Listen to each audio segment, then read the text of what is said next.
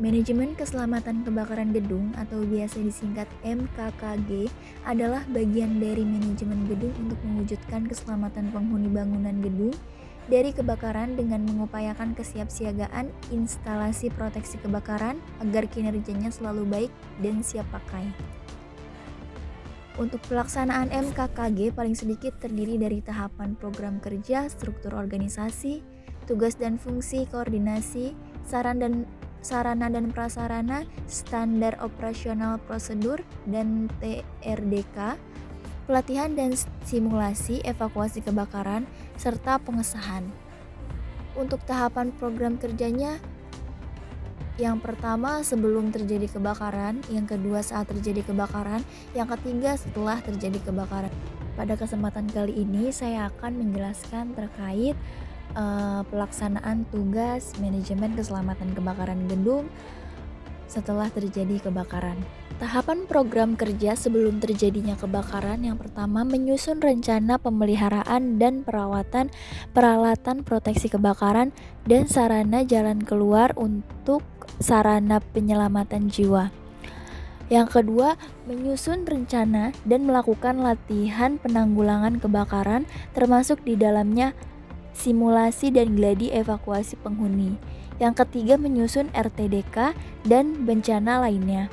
Yang keempat, merencanakan jadwal dan melaksanakan pemeriksaan berkala serta perawatan proteksi kebakaran dan sarana jalan keluar atau penyelamatan jiwa.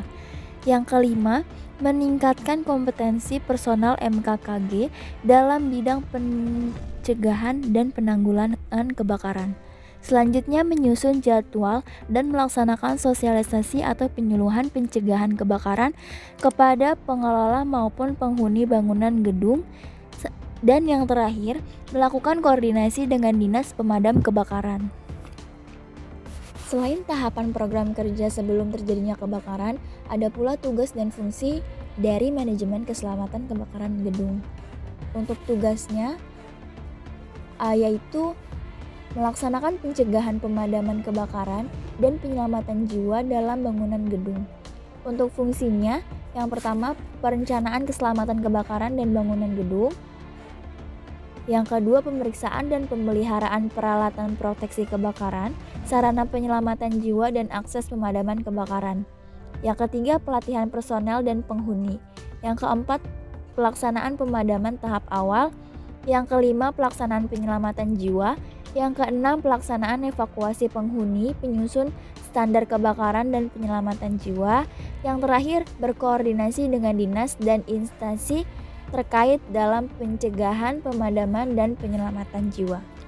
Seperti alat-alat yang dimaksud, umumnya sistem ini juga harus disesuaikan dengan peraturan yang ada.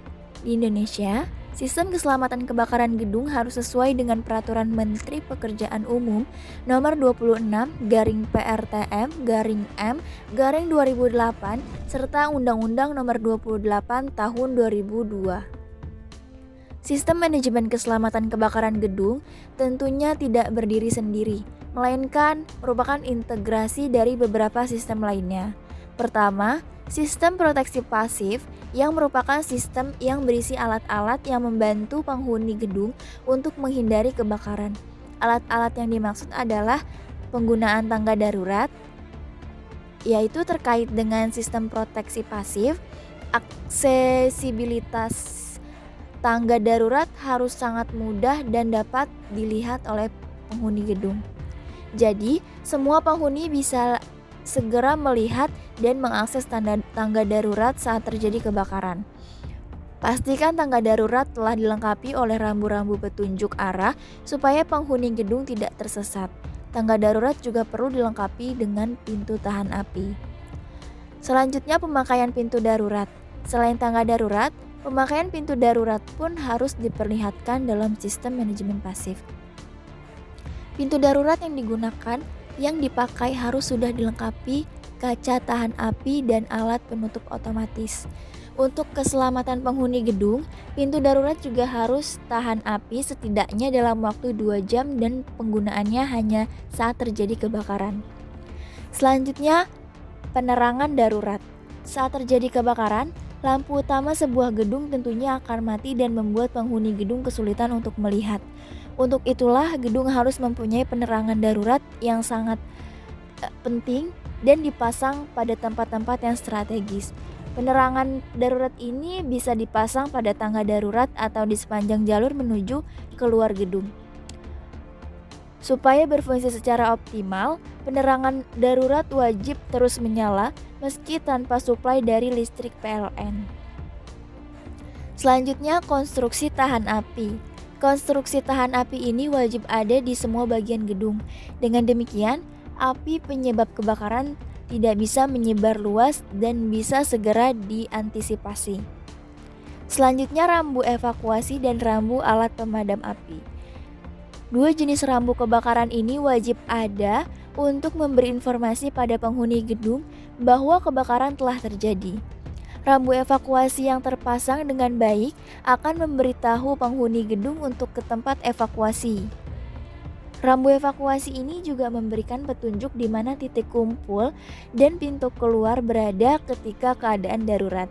Selain itu, rambu alat pemadam api bisa memberikan informasi pada penghuni gedung mengenai letak alat-alat pemadam kebakaran.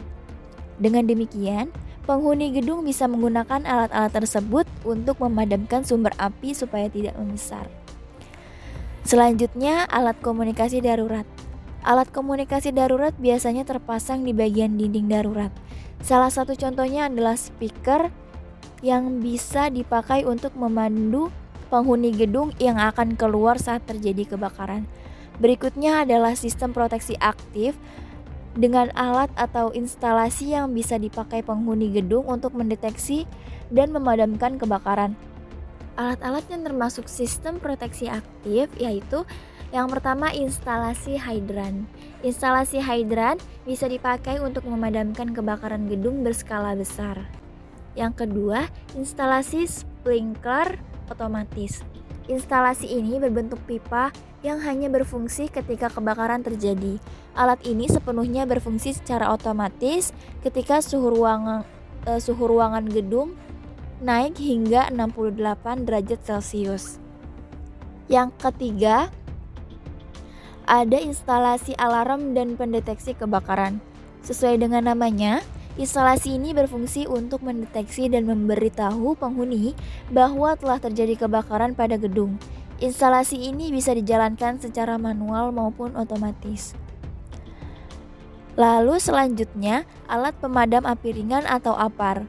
Alat pemadam kebakaran ringan berbentuk tabung dan ringan untuk dibawa berpindah tempat yang berisi bervariasi tergantung tipe APAR yang digunakan. Selanjutnya, bantuan dari pihak lain. Untuk menerapkan sistem manajemen keselamatan kebakaran gedung dengan baik dan optimal, tentunya dibutuhkan bantuan dari pihak lainnya. Namun, Anda tidak perlu khawatir karena sekarang sudah ada kontraktor yang bisa membantu memaksimalkan kinerja sistem manajemen keselamatan kebakaran gedung.